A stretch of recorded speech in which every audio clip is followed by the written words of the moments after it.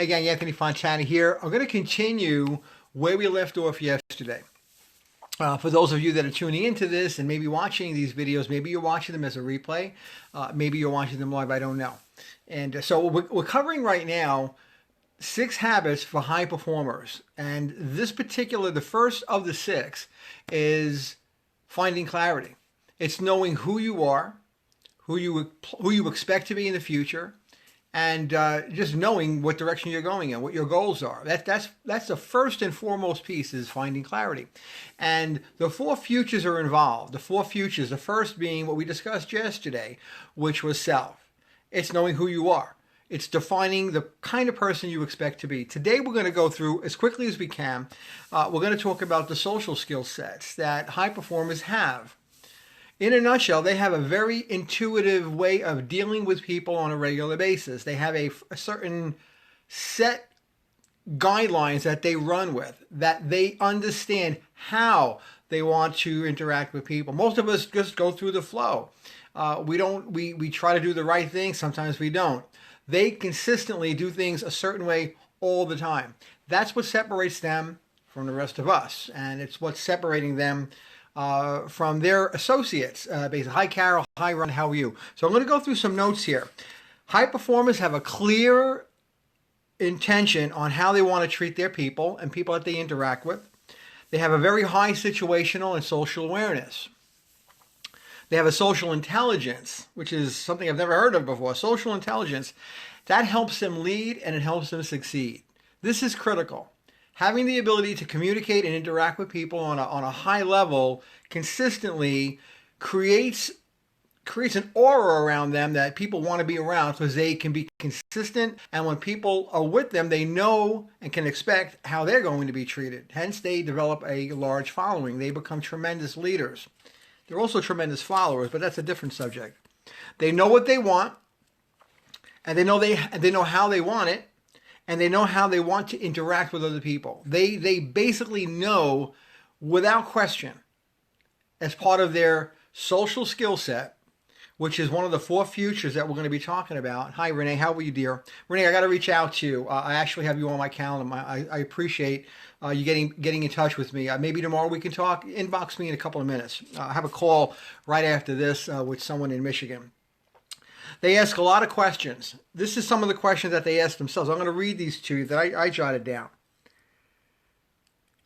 You know, you would think that being good socially is common sense. I want to see if it's common sense for you, because it wasn't common sense for me, to be real honest with you. Number 1, before you went into your last meeting, did you think about how you wanted to interact with every person in that particular meeting? Before your last phone call, did you think about the tone that you were going to use with that individual during that phone call? On your last night with your partner or friends, did you set an intention for the energy you wanted to create? Did you deliberately plan how that meeting or interaction was going to go? Or you just went with the flow? Hi, Jerry. How are you? When you were dealing with your last conflict, did you think about your values and how you wanted or you wanted to come across to the other person with your values? Did you think about it? Most of us don't think about these questions. The last one, do you actively think about how you want to be a better listener, how to generate positive emotions with others, and how you can be a good role model? These are questions that are asked internally by high performers.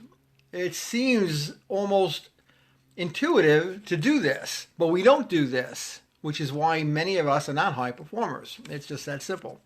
Here's one thing they do. I'm gonna give you a couple of questions that maybe you can write this down later when you get a chance.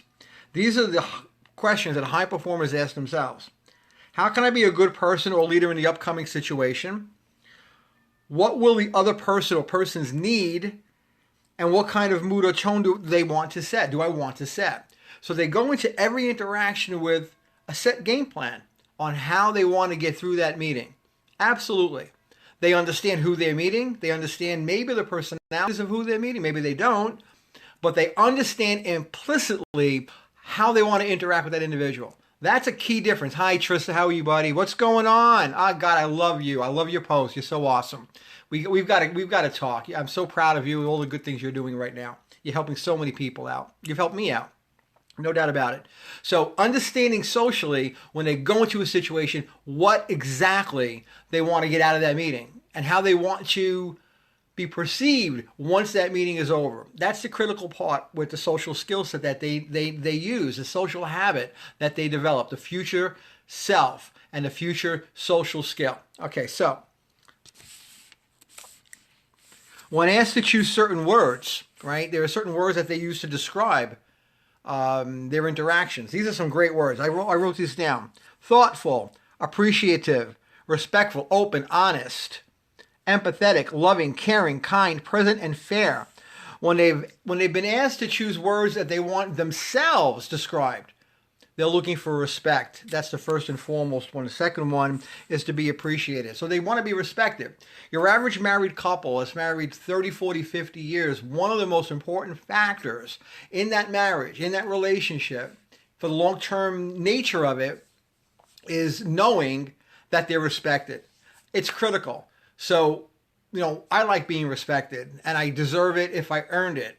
If I don't deserve it, I haven't earned it. That's that simple. So in order to get respect, you have to give respect. So they tend to look at everything from these points of view. They absolutely focus on these things. It's critical.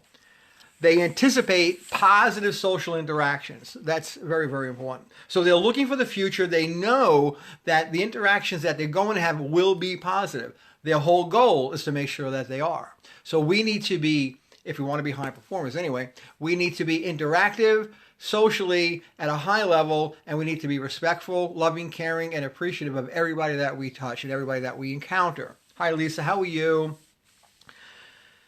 High performers tend to consistently think about how they will be remembered. They want to be remembered positively. It's their goal. It's their whole mantra. They want to be able to look at the person that they plan on becoming, living that now, and they absolutely, absolutely decide how they want to be remembered. They work toward that future memory. They look forward to that. They work for that. How do they do that?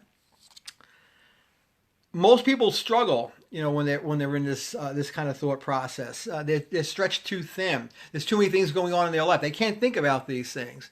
They're overwhelmed. They use phrases like, well, one day I'm gonna, one day I will, one day I'll have. Well, one day is not on the calendar. One day doesn't exist, okay? There's only 7 days a week, and one day is not one of them. So if you're thinking about one day doing something, one day implementing some of these ideas that I'm throwing at you right now over the past few days, few weeks, then you're never going to do them because it's always going to be one day, I'll get to that. I'm too busy right now, I'll get to that. The guys that are the busiest are the guys that get the most done. Okay, that's just a fact. I have some very busy people right now listening to this. I got a top realtor from Houston in here. I have a top realtor from Long Island in here. I got a major network marketer in the room right now, growing like crazy. I have a guy that works for the highway department. Hi, Anthony, in here right now. So there's a lot of different people that I interact with, and all of y'all are just amazing. They're just amazing how hard you work. I'm saying hi to some of you. Okay, here's what I want you to do. This is an interesting little test for you, and we're going to wrap this one up. I want you to write down the names of each person in your immediate circle, your immediate family, and maybe on your team. I want you to write their names down. Then I want you to visualize and envision 20 years from now what words they would be using to describe you, why they love you, why they care about you, why they respect you. So I want you to visualize you 20 years from now talking to or being interviewed by someone with these individuals present, and they're telling you or the interviewer or social media how they feel about you, all the positive aspects that they find you to have. That's 20 years from now. I want you to picture that. And then what I want you to do, I want you to do something really special with that vision. I want you to live that right now. I want you to take that vision of how you see yourself being talked about and respected and loved by your individual friends and family 20 years in the future, and I want you to try to work into those words, into that particular area of success today.